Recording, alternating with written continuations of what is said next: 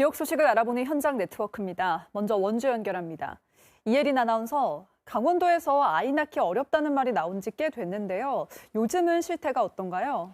네, 강원도에는 아직도 산부인과가 없어 어려움을 겪는 지역, 이른바 분만 취약 지역이 많습니다. 각 시군마다 산부인과를 마련하는 등 출산 여건 개선을 위해 노력을 기울이고 있는데요. 아직은 갈 길이 멉니다. 임서영 기자가 취재했습니다. 강원도 지도가 대부분 빨갛게 표시되어 있습니다. 분만 취약 지역 현황입니다. 18개 시군 가운데 13개 시군에 달합니다. 인구가 많은 춘천, 원주, 강릉, 동해, 속초 이 5개 도시를 빼곤 강원도 전역이 아이 낳기 힘든 지역이라는 얘기입니다.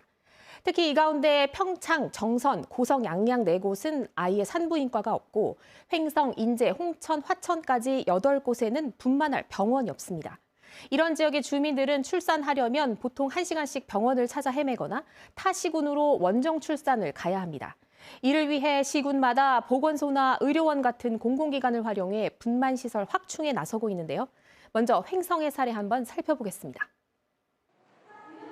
횡성군 보건소입니다. 얼마 전 여성건강의학과가 문을 열었습니다.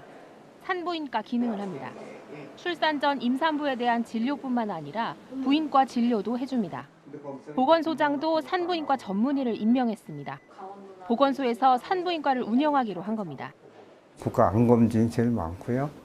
그다음에 이제 산모들 초음파 보는 것들, 정기 검사들 그런 것들에 대해서 검진 결과에 대해서 제가 아주 상세하게 처음부터 끝까지.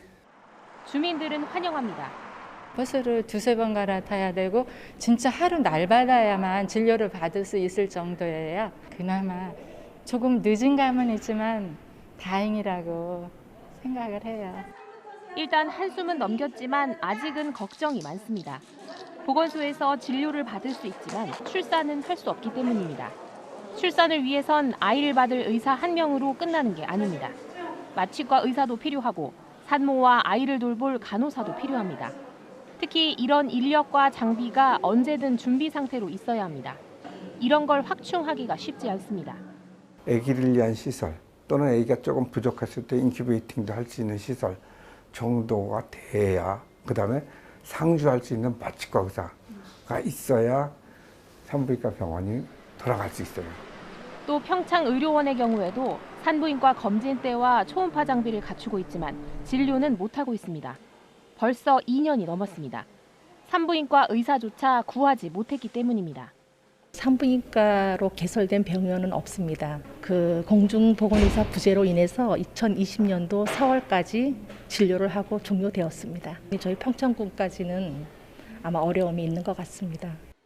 당장 출산을 앞둔 산모들은 불편함을 호소합니다. 제천으로 지금 다니고 있어요. 거리가 제일 문제고요. 그다음에 이제 아무래도 임산부는 나중에 위급한 상황이 왔을 때 그런 것 걱정거리가 좀 생기는 것 같아요. 분만시설 확충이 제대로 안 되는 근본적인 원인은 출산율이 떨어지고 있기 때문입니다. 분만 취약지인 시골 지역에는 우수한 의료진들 확충이 상당히 어려운 실정입니다. 인구 감소로 저출산으로 인해서 이 부분에 대해서는 예산 책정에 어려움이 많이 있는데 결국 아이를 낳지 않아 병원이 없고 병원이 없으니 아이 낳기 힘든 악순환이 지역 소멸 위기를 더 부추기고 있습니다. KBS 뉴스 임서영입니다. 원주시가 제20회 원주 부부축제를 맞아 다음 달 6일까지 올해의 부부상을 공모합니다.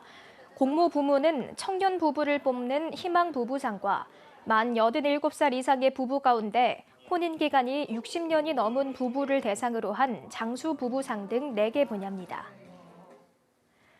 횡성군이 다음 달 말까지 겨울철 제설 작업으로 파손된 도로 시설물을 정비합니다. 대상은 군도 21개 노선 213km와 농어촌 도로 114개 노선 389km입니다. 이번 정비에서는 도로 비탈면의 낙석 위험 지역을 정비하고 도로 배수관의 퇴적물도 제거합니다. 또 차선 도색과 도로 유지 보수 작업도 함께 진행합니다. 지금까지 원주에서 전해드렸습니다.